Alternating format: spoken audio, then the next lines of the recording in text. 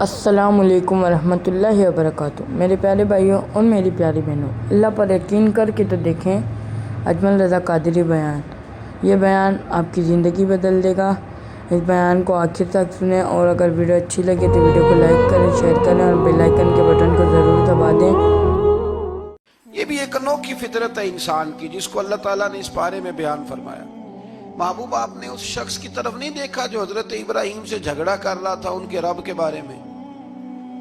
جھگڑا کیوں کر رہا تھا؟ ان آتاہ اللہ الملک، کیونکہ اللہ نے اسے ملک عطا فرمایا۔ اللہ نے بادشاہی دیا تو وہ اللہ کے معاملے میں جھگڑے کرنے لگ گیا۔ وہ کہتا ہے میں ہی رب ہوں۔ تو حضرت ابراہیم علیہ السلام نے فرمایا میرا رب تو وہ ہے جو زندہ کرتا اور مارتا ہے۔ تو بیوقوف نے دلیل کیا دی؟ نمرود کہنے لگا میں رب ہوں، تو فرمایا میرا رب وہ ہے جو زندہ کرتا اور مارتا ہے۔ تو کہتا ہے میں بھی زندہ کرتا ہوں مارتا ہوں، دلیل کیا ہے؟ ایک سزائے موت کا قیدی منگایا، اور حضرت ابراہیم علیہ السلام کے سامنے کہنے لگا بھی تمہاری سزا کیا تھی؟ وہ کہنے لگا کل پرسوں پھانسی ہونے والی تھی۔ کہنے لگا جاؤ تم آزاد ہو۔ کہنے لگا دیکھ لو میں نے زندگی دے دی نا، حالانکہ یہ پرسوں مر جاتا۔ اور ایک بے گناہ کو پکڑا، تلوار ماری اور قتل کر دیا۔ کہنے لگا دیکھو میں بھی تو زندگی اور موت دیتا ہوں۔ اب حضرت ابراہیم اس کی اس دلیل پر اعتراض کر سکتے تھے۔ آپ نے خاص غور کرنا ہے بات پہ۔ اعتراض کر سکتے کہ تو پاگل ہے، زندگی تو یہ ہے نا کہ جس کو تلوار سے مارا ہے اسے اٹھا کے دکھا۔ یہ اعتراض ہو سکتا تھا، لیکن جب کوئی بیوقوف جیسی دلیل دے نا، تو علم مناظرہ کا اصول یہ ہے کہ پھر اسے اس کی زبان میں جواب دیا جاتا ہے۔ پھر اس کو یہ نہیں آپ کہیں گے کہ یہ تو نے کیا کیا۔ اب جس طرح کا منہ ہوگا تھپڑ بھی، یہ بزرگوں کی مثالیں ہیں نا، تو اس نے کہا جی دیکھو میں نے بھی بندہ ایک زندہ کر دیا، ایک مار دیا ہے۔ اب یہ اس کی بیوقوفوں جیسی دلیل تھی، لیکن چونکہ بندہ ہی بیوقوف تھا تو اس کی اس کو سمجھ نہیں آنی تھی، تو حضرت ابراہیم نے دلیل بدل لی اور آپ فرمانے لگے چلو پھر اگر یہی بات ہے تو میرا رب وہ ہے جو سورج کو مشرق سے نکالتا ہے اور مغرب میں غروب کرتا ہے۔ تو اگر رب ہے نا تو اس طرح کر فاتی بہا من المغرب، تو اسے مغرب سے نکال۔ چل یہ تو نے زندہ مردہ کر کے دکھا دیا نا، تو مغرب سے نکال۔ فبہت الذی کفر، تو کافر پریشان ہو گیا، اس لیے کہ وہاں سے نکال سکتا نہیں تھا۔ تو جب آپ کسی سے گفتگو کرتے ہیں نا تو الجھے نہیں، بات ایسی کریں جس کا کوئی جواب موجود نہ ہو۔ یہاں مفسرین نے ایک بڑی شاندار بات لکھی ہے۔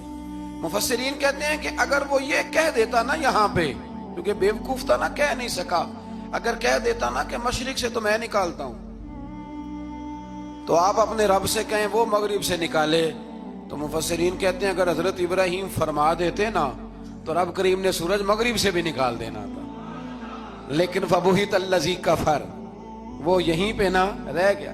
کہ اللہ کے بندے ہیں نا، امام اعظم ابو حنیفہ رحمت اللہ علیہ کے سامنے ایک دہری آ گیا، وہ کہتا تھا کہ ساری مخلوق خود بخود بنی ہے۔ تو امام صاحب نے بھی علم مناظرہ کے ساتھ اس کے ساتھ گفتگو کی۔ وہ کہنے لگا جی خود بن گیا سارا کچھ۔ تو امام صاحب کہنے لگے چل چھوڑ، کل بات کریں گے تیرے ساتھ۔ وہ کل دوبارہ آیا تو امام اعظم دریا کے کنارے کھڑے تھے۔ کہنے لگا امام صاحب بڑے پریشان کھڑے ہو؟ تو آپ فرمانے لگے پریشان اس لیے ہوں کہ میں نے عجیب ہی نظارہ دیکھا ہے۔ ابھی ایک درخت خود بخود کٹا ہے اور خود بخود اس کے تختے بن گئے، خود بخود رندہ چلا ہے، خود بخود کشتی بن گئی ہے، خود بخود دریا میں اتری ہے، اور خود بخود کچھ بندوں کو ادھر لے کے آنے لگ گئی ہے، کچھ کو یہاں سے ادھر لے کے جانے لگ گئی ہے، سارا کچھ خود۔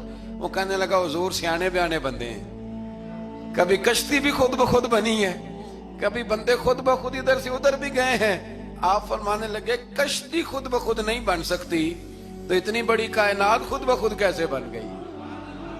اور اگر بندے ادھر سے ادھر خود بخود نہیں آ سکتے تو بتا یہ سورج اور چاند خود بخود ادھر سے ادھر کیسے روز چلے جاتے ہیں؟ تھوڑی دیر چپ رہا، پھر آ کے امام اعظم کے ہاتھ چومے اور کہنے لگا آپ نے تو کمال کر دیا، میرا ذہن صاف ہو گیا، مجھے کلمہ پڑھائے، میں بھی مدینے والے محبوب کا غلام بن جاتا۔ تو پکی دلیلوں کے ساتھ گفتگو کرتا ہے قرآن پاک، پکی دلیلیں۔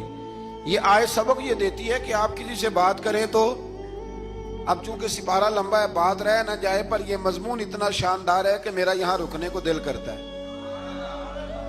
وہ ہمارا نظریہ یہ ہے کہ امام کے پیچھے سورۃ فاتحہ نہیں پڑھنی، اگرچہ جو پڑھتے ہیں اس پر کوئی سخت فتویٰ نہیں ہم دیتے، بعض آئمہ پڑھتے ہیں، لیکن سمجھانے کے لیے امام اعظم ابو حنیفہ رحمۃ اللہ علیہ کی رائے ہے کہ امام کے پیچھے سورۃ فاتحہ نہیں پڑھنی۔ ہمارے پاس دلیل ہے، قرآن کہتا ہے جب قرآن پڑھا جائے تو خاموشی سے سنو، اور حضور کا فرمان موجود ہے مصنف ابن ابی شیبہ میں کہ امام کی قرات ہی مقتدی کی قرات ہے۔ بزرگ کہتے ہیں کہ دلیل اس طرح کی دو کہ سامنے والے کے ذہن تک بات پوری اتر جائے، آپ اسے سمجھا پائیں۔ امام صاحب نے جب یہ بات ارشاد فرمائی تو کچھ لوگ آپ سے مناظرہ کرنے آ گئے، 15-20 لوگ تھے، ایک ادھر سے بولتا پڑھنی چاہیے سورت امام کے پیچھے، ایک ادھر سے بولتا پڑھنی چاہیے، ایک ادھر سے بولتا۔ تو امام اعظم ابو حنیفہ فرمانے لگے تم سارے پڑھے لکھے لوگ ہو، یہ گفتگو کا طریقہ ہے؟ اس طرح بات کرتے ہیں کسی کے سامنے؟ میں اکیلا ہوں اور تم 15 لوگ ہو، کوئی ادھر سے بولتا ہے کوئی ادھر سے بولتا ہے، طریقہ کرو کوئی بات کا۔ وہ چپ کر گئے، کہنے لگے ویسے ٹھیک تو ہے، ہم تو غیر مہذب ہو گئے۔ تو امام صاحب کہنے لگے ایک بندے کو منتخب کرو، وہ میرے سامنے آئے۔ انہوں نے ایک بندہ منتخب کر لیا، وہ کہنے لگا جناب یہ ہمارا نمائندہ ہے، یہ اگر جیت گیا تو ہم سارے جیت گئے، یہ اگر ہار گیا تو ہم سارے۔ تو امام صاحب کہنے لگے کیوں منتخب کیا؟ کہنے لگے جی سارے بولیں گے تو سمجھ نہ آئے گی کوئی کیا کہہ رہا ہے، کوئی کیا کہہ رہا ہے، کوئی کہاں ہے کوئی کہاں ہے۔ تو امام صاحب کہنے لگے میرا بھی مسئلہ یہی ہے، ایک الحمدللہ رب العالمین پہ ہے اور دوسرا صراط الذین انعمت علیہم پہ ہے۔ تو میں بھی کہہ رہا ہوں کہ جو امام آگے لگا لیا نا اس پر اعتبار کرو، اس پر اعتبار کرو۔ تو دلیل وہ دیں کہ جو دلیل سامنے والے کے ذہن میں اتر جائے۔ چلیں جی تھوڑا آگے چلتے ہیں۔ اللہ کریم نے نا آگے ایک اور مثال بیان کی، یہ جو بہت سارے لوگوں کے دلوں میں خیال آتا ہے نا قبروں میں جائیں گے ہڈیاں گل جائیں گی سڑ جائیں گی تو کیسے اٹھیں گے، تو اسی پارے کی آیت نمبر 259 میں اللہ تعالیٰ نے ہمارا وہ مسئلہ بھی حل کیا اور 2 واقعات تفصیل کے ساتھ تیسرے پارے میں بیان فرمائے۔ اللہ کریم فرماتے ہیں کہ کیا آپ نے اس شخص کو نہیں دیکھا کہ جو ایک ایسی بستی پر سے گزرا وَهِيَ خَاوِيَةٌ عَلَىٰ عُرُوشِهَا، جو اپنی چھتوں کے بل گری پڑی تھی، یعنی بستی تباہ ہو گئی تھی۔ وہ آدمی وہاں سے گزرا، وہ حضرت عزیر علیہ السلام تھے۔ بہت سارے مفسرین کے نزدیک بعض نے یہ لکھا ہے کہ چونکہ یہاں اللہ نے کسی کا ذکر نہیں کیا تو ہم بھی کسی کو مخصوص نہیں کرتے، لیکن کثیر کی تعداد یہ ہے کہ حضرت عزیر تھے، آپ گزرے ایک بستی میں تو آپ نے دیکھا کہ وہ بستی تباہ حال ہو گئی ہے اور زمین پلٹ دی گئی ہے، چھتوں کے اوپر لوگ مرے ہوئے پڑے ہیں۔ تو آپ کے دل میں خیال آیا کہ یا اللہ تو انہیں کیسے زندہ کرے گا بعد موتہا، مرنے کے بعد۔ خیال آیا، اللہ کریم نے نا انہی پہ موت طاری کر دی، حضرت عزیر علیہ السلام پہ۔ ان کے پاس تھوڑا سا کھانا تھا، ایک گدھا تھا، درخت کے نیچے لیٹ گئے گدھے کو باندھ کے۔ اللہ تعالیٰ نے ان پر نیند طاری کی اور وہ 100 سال تک سوتے ہی رہے۔ وہ بے آباد بستی آباد ہو گئی، وہاں شہر آباد ہو گیا، دنیا آباد ہو گئی، زمانہ آباد ہو گیا۔ آپ جب سوئے تو آپ کی عمر مبارک 40 سال تھی، 100 سال کے بعد اٹھے، ثم بعثا، جب اٹھے قال کم لبثت، اللہ نے فرمایا کتنی دیر سوئے؟ قال لبثت یوما او بعد یوم، کہنے لگے یا ایک دن سویا ہوں یا دن کا تھوڑا سا حصہ۔ تو رب کریم نے فرمایا نہیں، آپ تو 100 سال تک سوئے رہے۔ فرمایا وہ دیکھو ذرا گدھے کی طرف، وہ گدھا جو تھا نا ان کا وہ گل سڑ گیا، ہڈیاں بکھر گئیں، اور وہ جو کھانا تھا نا پھل تھے، شربت تھا، سالن تھا، اس کا حال یہ ہے کہ لم یتسنہ، وہ باسی بھی نہیں ہوا۔ یہ ہے میرے رب کی قدرت، جس نے پہلے گل سڑ جانا تھا وہ باسی بھی نہیں ہوا، اور وہ گدھا اس کی ہڈیاں بھی بکھر گئیں۔ تو رب کریم نے فرمایا سمجھ آئی ہے میں مردے کیسے زندہ کروں گا؟ عرض کی یا اللہ ایسی سمجھ آئی ہے جو کبھی بھولے گی بھی نہیں۔ 100 سال تک سوئے رہے۔ یہ بڑا لطیف واقعہ ہے۔ حضرت عزیر علیہ السلام اٹھ کے نا تو اپنے گھر گئے تو کوئی پہچانتا ہی نہیں تھا۔ ایک بوڑھی اماں جس کی عمر بہت زیادہ ہو گئی تھی اس کو جا کے سلام لی تو آپ فرمانے لگے اس اماں سے یہ عزیر کا گھر ہے؟ تو اماں فرمانے لگی ہاں ہے تو عزیر کا، لیکن وہ تو 100 سال پہلے غائب ہوئے، دوبارہ آئے ہی نہیں۔ آپ فرمانے لگے اماں میں ہوں عزیر۔ اماں کہنے لگی کہ عزیر کی تو ہر دعا قبول ہوتی تھی، اگر آپ عزیر ہیں نا تو دعا کریں، میری ٹانگیں جواب دے گئی ہیں، آنکھوں سے نظر نہیں آتا، آپ دعا کریں، اگر آپ واقعی عزیر ہیں تو اللہ مجھے شفا دے دے گا۔ تو حضرت عزیر نے دعا کی تو رب نے انہیں شفا دے دی۔ حضرت عزیر کی عمر اس وقت بھی 40 سال تھی۔ حضرت عزیر کی عمر جب گئے تب بھی، واپس آئے تو، اور حضرت عزیر کا بیٹا ان سے ملا تو اس کی عمر 118 سال تھی، پوتے بھی بوڑھے تھے۔ لوگوں نے حضرت عزیر علیہ السلام سے کہا یہ کیا ہے؟ فرمانے لگے یہ میرے اللہ کی قدرت ہے، یہ میرے رب کی قدرت ہے۔ آج بھی آپ دیکھ لیں کہ کچھ لوگوں کے بال ساری زندگی سفید نہیں ہوتے، اور کچھ 17 سال کے 16 سال کے نوجوان ہیں تو سارا سال ان کا سفید ہو جاتا ہے۔ علامات وہ آ جاتی ہیں جو بوڑھوں میں ہوتی ہیں۔ اللہ تبارک و تعالیٰ نے فرمایا کہ یہ ہماری قدرت ہے، اس طرح کر کے ہم مردوں کو زندہ کریں گے۔ جب مومن قبروں سے اٹھیں گے نا، مومن آنکھ کھلے گی تو کہیں گے سویرا ہو گیا، جیسے ابھی سوئے تھے نا، کہیں گے دن چڑھ گیا، تو اللہ فرمائے گے ہاں دن بھی چڑھ گیا ہے اور رب رسول کے دیدار کا نظارہ بھی تمہیں دیا جائے گا، اٹھو بڑی شاندار صبح ہوئی ہے۔ اور کافر جب اٹھے گا تو کہے گا اوہو اب میرے لیے کیا نئی سزا ہے۔ تو اس سے بالکل آگے متصل حضرت ابراہیم علیہ السلام کا وہ واقعہ اسی پارے میں ذکر کیا گیا ہے۔ جب حضرت ابراہیم علیہ السلام نے کہا تھا کہ اے اللہ مجھے دکھا تو مردے کیسے زندہ کرے گا، تو رب کریم نے فرمایا یقین نہیں، عرض کی یا اللہ اطمینان قلبی کے لیے۔ ایک علم الیقین ہوتا ہے، ایک عین الیقین ہوتا ہے، ایک حق الیقین ہوتا ہے۔ کہ یا اللہ میں اطمینان قلبی کے لیے، تو اللہ نے فرمایا 4 پرندے لے لو۔ حضرت ابراہیم علیہ السلام نے 4 پرندے لیے، کچھ نے لکھا ہے کوا تھا، مور تھا، مرغی تھی، کبوتر تھا، مختلف نام آئے۔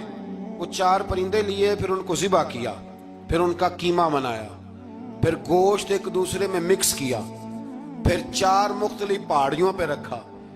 اللہ نے فرمایا مکس ہو گئے نا آپس میں، اب تم آواز دو۔ حضرت ابراہیم نے آواز دی اور رب نے زندگی دی، اور وہ پرندے اپنی ٹانگوں پر چلتے ہوئے حضرت ابراہیم کے پاس آ کے کھڑے ہوئے۔ تو فرمایا ابراہیم جس طرح ان کو زندہ کیا نا، اسی طرح پھر قبروں سے میں ہڈیاں بھی زندہ کر کے نکال دوں۔ میں ایک فلسفی کو پڑھ رہا تھا، یہ ہمارے جدید دور کے فلسفی بڑے عجیب باتیں کرتے ہیں۔ وہ کہتے ہیں جی ہوا ایسی چلتی ہے کہ انسان قبر میں ہوتا ہے تو ہڈیاں گل سڑ جاتی ہیں تو کوئی بھی نہیں بچتا، اور پھر آپ کہتے ہیں کہ کچھ کو عذاب ہوتا ہے کچھ کو ثواب ہوتا ہے۔ تو قبر کے اندر جب مردے چلے گئے تو آپ یہ بھی کہتے ہیں بعض لوگ ایک ایک قبر سے 70 اٹھیں گے تو ایک کو عذاب ہو رہا ہے ایک کو ثواب ہو رہا ہے، یہ کیا ماجرا ہے؟ ہمارے بزرگوں نے جواب دیا ہے، ہمارے بزرگوں نے یہ جواب دیا ہے کہ یہ ہوائیں، یہ فضائیں، یہ ساری اللہ کی قدرت ہے۔ ہر آدمی کو ٹھنڈ لگ جاتی ہے سردیوں کے موسم میں۔ میں نے کچھ ایسے بندے دیکھے ہیں، بلکہ کوئی مجھے کہے گا تو میں دکھا دوں گا، ساری سردیاں سویٹر نہیں پہنتے، پھر فوت ہو جاتے ہیں، اور کئیوں نے 6 پہنے ہوتے ہیں، پھر بھی دانت کے ساتھ دانت بج رہا ہوتا ہے، وہ کہتے ہیں توبہ توبہ بڑی ٹھنڈ ہے۔ یہ بھائی آب و ہوا ایک ہی ہے، لیکن وجود کے اثر قبول کرنے کے معاملات بھی اور ہی ہیں۔ یہی معاملہ قبر میں ہوگا۔ دیکھیں نا حضرت عزیر علیہ السلام کے گدھے نے بھی آب و ہوا لکھی اور کھانے نے بھی، تو گدھا گل سڑ گیا پر کھانا گلا سڑا۔ دوسری بات یہ کہ قبر میں بندے اکٹھے ہیں تو کسی کو عذاب تو کسی کو ثواب۔ تو امام جلال الدین سیوطی رحمۃ اللہ علیہ فرماتے ہیں 2 بھائی اگر ایک پلنگ پہ سوئے ہوں تو ایک خواب میں لاہور ہوتا ہے دوسرا پشاور ہوتا ہے، سوئے کہاں ہوتے ہیں؟ اکٹھے ایک پلنگ پہ۔ وہ ایک کہتا ہے میں رات کو لاہور تھا، اور دوسرا کہتا ہے نہیں تو غلط کہہ رہا ہے میں تو پشاور تھا، تو ہوتے کہاں ہیں؟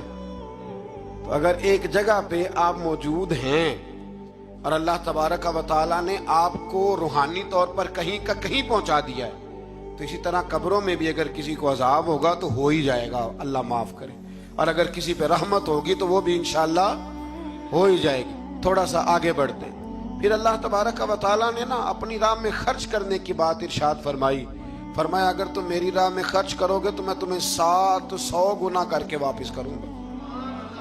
اللہ کی راہ میں خرچ کریں گے تو کتنا ملے گا؟ یہاں بھی معاملہ یقین کرنے کا ہے۔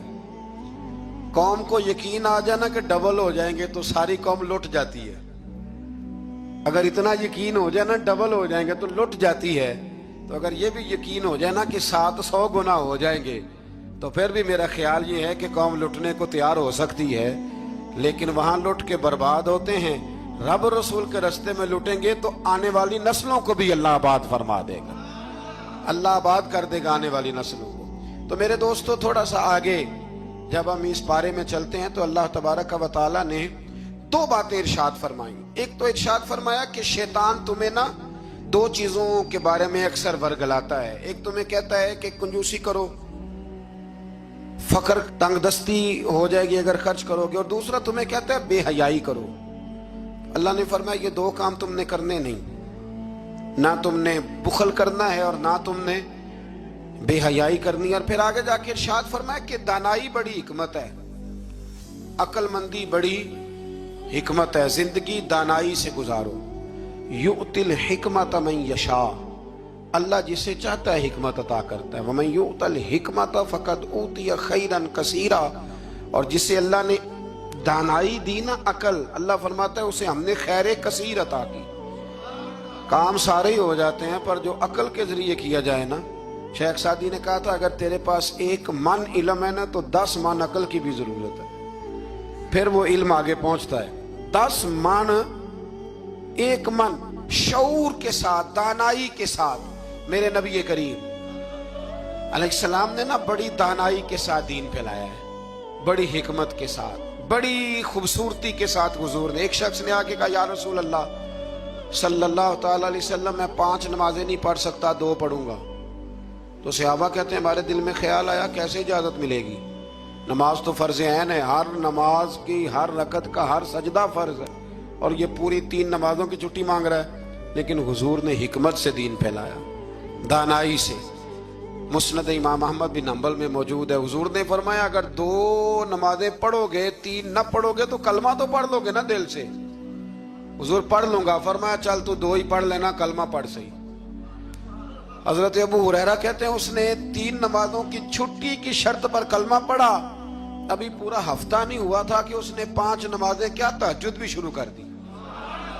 اس شخص نے پھر اشراق اور چاشت بھی پڑھی، وہ ساری رات مصلی پہ بھی بیٹھا۔ لہٰذا دانائی کے ساتھ گھر بھی آپ کا حکمت سے چلے گا، دانائی سے چلے گا، دکان بھی آپ کی حکمت اور دانائی سے چلے گی۔ تو مسلمان اس کو نہیں کہتے جو جذباتی ہو جائے، جو فٹافٹ مرانے پہ اتر آئے، اس کو کہتے ہیں جو بڑی دانائی کے ساتھ، حکمت کے ساتھ چیزوں کو لے کے آگے بڑھتا ہے۔ پھر اللہ تبارک و تعالیٰ نے نا 5ویں سے 6ٹھے رکوع میں سود کی حرمت بیان کی، اور اللہ کریم نے فرمایا کہ یہ جو لوگ کہتے ہیں نا کہ سود بھی تجارت کی طرح ہی ہے، یہ بھی تو کاروبار ہی ہے، فرمایا قیامت کے دن یہ اس طرح کھڑے کیے جائیں گے جس طرح کسی کو شیطان چھو لینا، شیطان چھوتا ہے تو وہ آدمی یوں ہو جاتا ہے جیسے پاگل ہو گیا ہے۔ تو ان لوگوں کو جو سود اور کاروبار کو ایک کہتے ہیں، انہیں بھی قیامت میں پاگلوں کی طرح کھڑا کیا جائے گا۔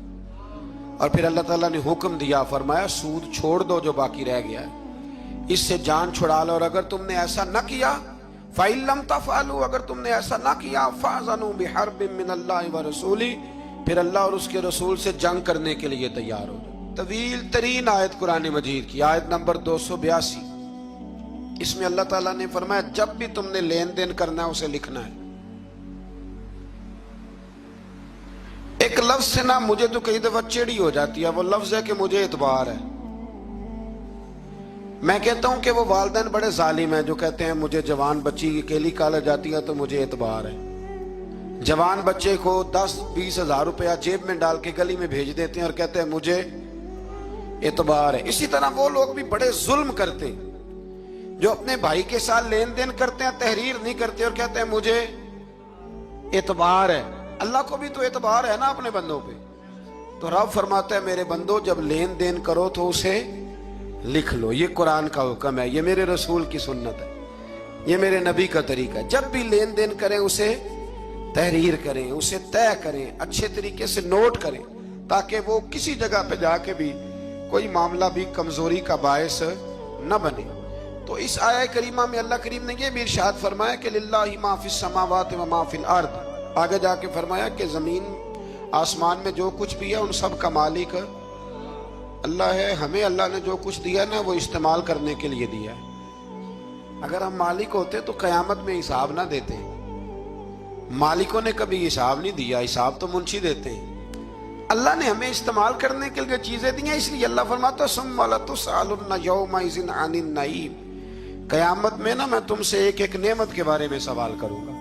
तो ये सारी अमानतें हैं अल्लाह की, जितना कुछ हमारे पास है, वो कोई भी सलाहियत हो, कोई भी कुव्वत हो, तो उसको सही सही इस्तेमाल करें अमानत को। फिर मेरे अजीज, अल्लाह तबारक व तआला ने ना इस सूरह मुबारका के आखिर में हमें एक दुआ सिखाई है। वो बड़ी शानदार दुआ है, हर चीज तलब करती है कि उसको पढ़ा जाए, देखा जाए, पर उस दुआ के आखिरी लफ्ज ये हैं वाफ़ु अन्ना, अल्लाह हमसे दरगुजर फरमा। और आखिरी लफ्ज ये हैं कि वग़फ़िर लना, अल्लाह हमें बख्श दे, वरहमना, और अल्लाह हम पे रहम फरमा, इसलिए कि अंत मौलाना, तू ही हमारा मददगार है। फंसुरना अलल कौमिल काफिरीन, अल्लाह काफिरों के मुकाबले हमें हमारी मदद फरमा। तो फिर आगे सूरह आले इमरान शुरू होती है। सूरह आले इमरान के बिल्कुल इब्तिदा में अल्लाह करीम ने फरमाया कि कुरान पाक में दो किस्म की आयात हैं। कुछ आयात बिल्कुल वाज़े हैं और कुछ आयात ऐसी हैं कि जो मुतशाबे हैं, जिनको समझने की जरूरत है। तो फरमाया जिनके दिलों में कजी है ना, खोट है, वो मुतशाबे आयात के पीछे जाते हैं। कुछ आयात बिल्कुल वाज़े हैं, कुछ को समझने की जरूरत। तो दो लोग कुरान पढ़ पढ़ के फसाद बर्पा करते हैं, ये वो लोग हैं जो मुतशाबिहात के पीछे लगते हैं, वाज़े आयात की तरफ नहीं जाते। हमारे जमाने में भी हम देखते हैं कि कौम ये जो वाज़े आयात है उन पर अमल नहीं करती, बल्कि कुछ ऐसी आयात, कुछ ऐसी बातें जिनको बड़ी गहराई और गहराई से समझने की जरूरत है, वो लेके आ जाती है, कहते हैं ये फलसफा बयान करें। तो मैं क्या करता हूँ, जो सीधी सीधी चीजें हैं पहले उन पे अमल कर लो ना। नमाजें 5 फर्ज हैं, वो पहले पढ़ो ना। माँ बाप की खिदमत फर्ज है, वो करो। हक सच बोलो, हलाल रोजी खाओ, जो है वो दयानतदारी का मुजाहरा करो, तो ये काम करो ना।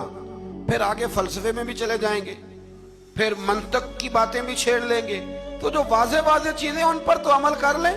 वो बारीकियों में जाना, पहेलियां जो है वो बुझाना और बड़ी बड़ी अजीब बातें करना, इनसे निकलें। अल्लाह तबारक व तआला हमें समझने की तौफीक अता करे। दर नबी पर पड़ा रहूंगा, पड़े ही रहने से काम होगा। कभी तो किस्मत खुलेगी मेरी, कभी तो मेरा सलाम होगा।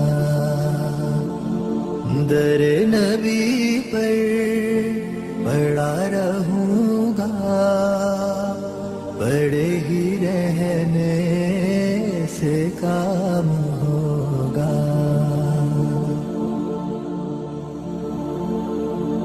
खिलाफ माशूक कुछ हुआ है, ना कोई आशिक से काम होगा। खिलाफ माशूक कुछ हुआ है, ना कोई आशिक से काम होगा। खुदा भी होगा उधर ही है दिल, जिधर वो आली मकाम होगा।